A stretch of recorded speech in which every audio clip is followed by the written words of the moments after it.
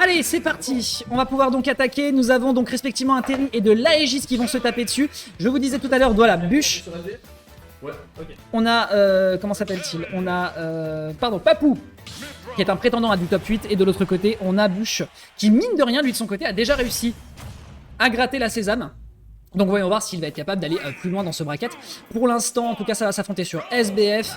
On va prendre voilà, une map plutôt générique, assez resserrée. On peut rapidement mettre l'adversaire en off-stage, donc il va falloir tout de même être un petit peu méfiant. Très très beau ici, crack shoot pour faire croire à l'adversaire qu'on n'a pas la distance. Mais au final, on s'en rend compte de plus en plus que parmi les combattants, les personnages de jeux de combat traditionnels, eh bien celui de Koff eh bien, a quand même une bien meilleure allonge. Je crois qu'on a consommé le saut. On va devoir... Ah non, on n'avait pas consommé le saut, autant pour moi. La petite preuve ici qui est proposée après le side B, on a décidé de switcher assez rapidement, je trouve, tout de même sur Pyra. Mais écoute, après, voilà, bah écoute, c'est son choix. Ici, il se fait repousser directement en repartant directement sur Pyra. Attention à sa légèreté qui pourrait se faire exploiter ici derrière. Le saut ici qui a été anticipé de la part de Captain qui ne passera pas. Et Papou de son côté maintenant qui joue beaucoup le neutral. On n'oublie pas que c'est avant tout la fonction de Pyra hein, pour profiter ici de la rapidité du perso qui va sauter directement après la tentative de B spécial. Est-ce qu'on tue? Non, on n'aura pas eu le temps de récupérer l'adversaire. Je pense qu'il s'est dit qu'il passerait dans son dos, mais ce ne sera pas le cas. Excellente punition ici proposée de la part de Papou avec cette up smash. On ne va pas aboutir à plus grand chose d'autre. Il faut rester sur Pyra maintenant. Je pense que là, du côté du kill power, il va falloir y aller.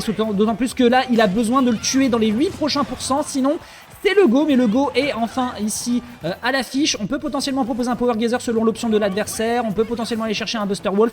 Je pense qu'on tue si jamais l'adversaire reste sur Pyra, donc très honnêtement là, à ces pourcentages là, moi personnellement je ne prendrai pas le risque. La légèreté du personnage va se faire exploiter et le kill va être récupéré. Dans les deux cas, je pense que même Pyra mourrait. Ce qu'il en reste dans tous les cas, c'est que pour l'instant on a un captain qui prend de l'avance. Ici le grand classique forward tilt into crack shoot ici qui permet de complètement surprendre l'adversaire et montrer encore une fois que la distance est brisée. Et cette mid-range pour l'instant, il faut le dire, eh bien elle profite en dépit du fait que l'adversaire est une épée disjointe. Mais t'inquiète pas que le point il est pas disjoint, tu vas bien le sentir dans les gencives cette hitbox et elle va t'envoyer avec une perte de stock. On s'est un peu perdu quand même du côté de Captain, on va couler à pic et du côté de Papou on va pouvoir peut-être se ressaisir, respirer un petit peu, mais on a quand même déjà 12 stocks de retard malheureusement. Voilà, ça c'est les bread and butter bien classique du personnage avec cette up B qui va réussir à bien punish. Oh, la belle prise d'option défensive pour punir Captain. Malheureusement, on ne va pas pouvoir en faire grand chose. Pareil ici sur le B spécial.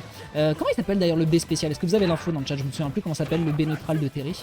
Ici le crack shoot, on est parti en out pour éviter de se faire surprendre. Malheureusement, vouloir passer dans le dos de l'adversaire quand il était aussi patient, c'est pas la meilleure des idées. D'autant plus qu'on a l'auto-turn sur ce personnage, donc très mauvais plan. Hop, on pousse l'adversaire, pas de power dunk pour réussir à pousser. Un petit jab ici, on est à 100% et vous savez ce que ça veut dire? Ça veut dire le retour. Oh, on a voulu partir sur un Prominence Volt, mais malheureusement, ça n'aboutira pas. On se permet des petites créativités du côté de Papou. Il en a terriblement besoin de toute façon. Et un bon forward smash qui va lui rentrer directement dans les gencives. Est-ce que Papou va potentiellement nous proposer la remontada ici?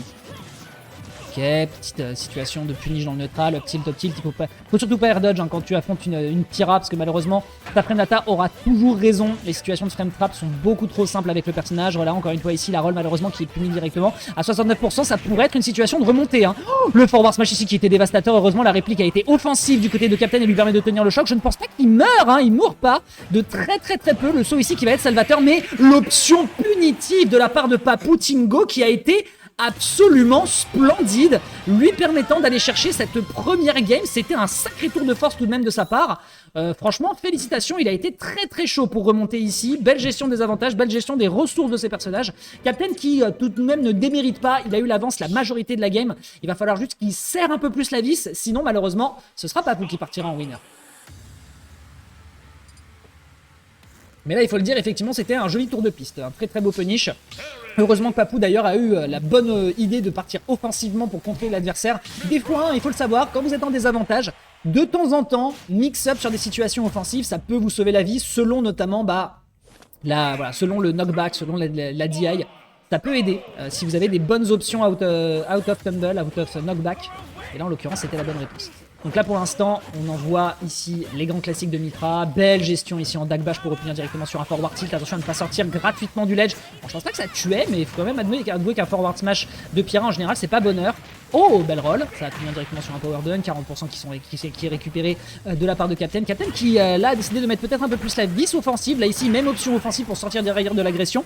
Le side B malheureusement qui ne se fera pas mouche, qui reste d'ailleurs sur la plateforme, j'ignorais que ça maintenait directement sur la structure. La punition ici qu'il avait déjà testé d'ailleurs contre Blurigan, on s'en rappelle, avec cette up B pour punir potentiellement une arrivée de saut.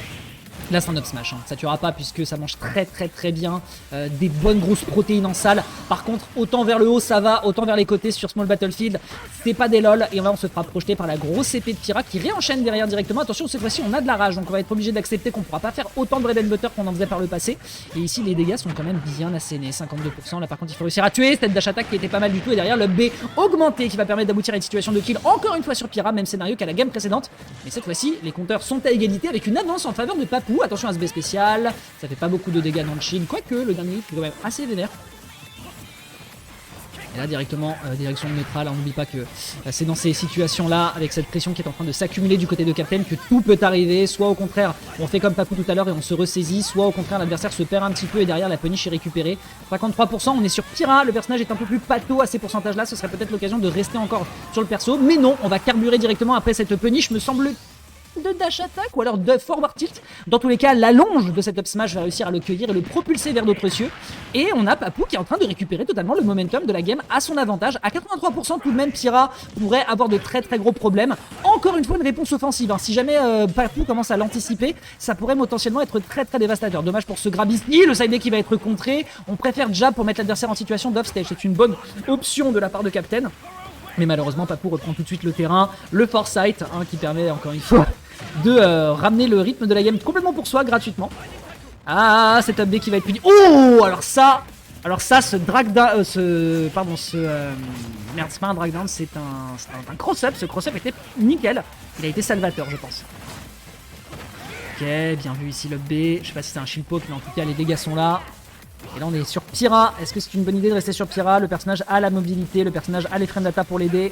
Attention à ne pas vouloir partir sur des foot 6. Et ça va toucher derrière ici sur le drop de la plateforme avec ce power dunk qui va permettre peut-être de remettre les compteurs dans une situation où c'était Captain qui était tout à l'heure en avantage. Mais là 41% qui sont récupérés sur ce power dunk, c'est pas mal du tout. On tente de partir directement sur un petit nair into forward side B pardon, qui met déjà beaucoup de dégâts. C'est pas mal. Il va falloir faire la même chose mais avec un peu plus d'agressivité. Sinon c'est Papou qui partira côté winner, on le disait tout à l'heure. C'est crack shoot ici pour casser la distance. Et là c'est tendu mesdames et messieurs, c'est une situation de neutrale qui est compliquée. Là c'est pas facile d'aller le chercher. Oh pas mal du tout. Est-ce qu'on peut faire plus? Est-ce que Papou peut sortir de cette situation de shield? C'est pas mal du tout. Attention à l'auto-turn avec le side B ici qui est assez meurtrier. Un premier symbole qui lui permet de revenir. Et attention à ce neutralaire derrière du côté de Papou. Papou qui va chercher peut-être la victoire. Mais on n'oublie pas qu'il y a un go. Et le go du côté de Captain, ça pourrait être la mort. Le side B, pardon, le down air qui est tenté ici. Le premier symbole qui est puni directement derrière et qui est puni par l'up smash. C'était un peu agressif de la part de Papou. Et c'est une situation de tension à laquelle il ne faut malheureusement pas céder quand vous êtes dans ces situations. Il faut vraiment attendre l'erreur ennemie. Captain a gardé le cap et n'a pas du tout planché jusqu'au bout, alors que pourtant c'était lui encore une fois qui était en situation de désa. Les deux étaient exactement dans le même scénario à une game près. Maintenant il va falloir concrétiser lequel des deux va être en situation de panique, lequel des deux va proposer la remontada. Dans tous les cas pour l'instant on le voit, c'est assez explosif et ça fait plaisir un match comme ça sur un Winners Round 3.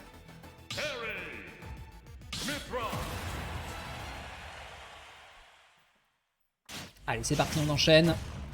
Accrochez-vous bien fort mesdames et messieurs parce que ça va péter. Ça va péter très fort. Voyons voir du coup lequel des deux va péter la gueule plus fort de l'autre. Attention encore une fois la réplique offensive, hein. Captain pour sortir du désert, il a pas du tout envie de s'extraire, il a envie de taper, c'est gravé dans les muscles du perso. Oh la gueule du forward smash à 70%. Est-ce qu'on peut punir? On peut punir sur ce down air, pas mal du tout. On va consommer ici une option et derrière on repunit derrière la tête du ledge trap de la part de Papou qui est proposé. Tu sens que les sessions go elles commencent à sacrément payer, hein. Définitivement Papou ces derniers temps en termes de level quand même il propose des jolies choses. Punition directement sur le neutral air into side B, hein. Il y a quasiment pas de lag sur les aérios de Terry donc ça permet de convertir sur beaucoup de choses.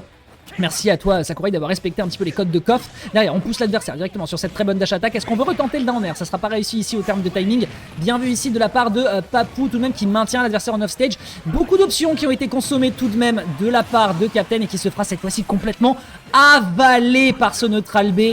Regardez-moi à quel point Papou a téléchargé le fichier. Définitivement ici c'est Paris.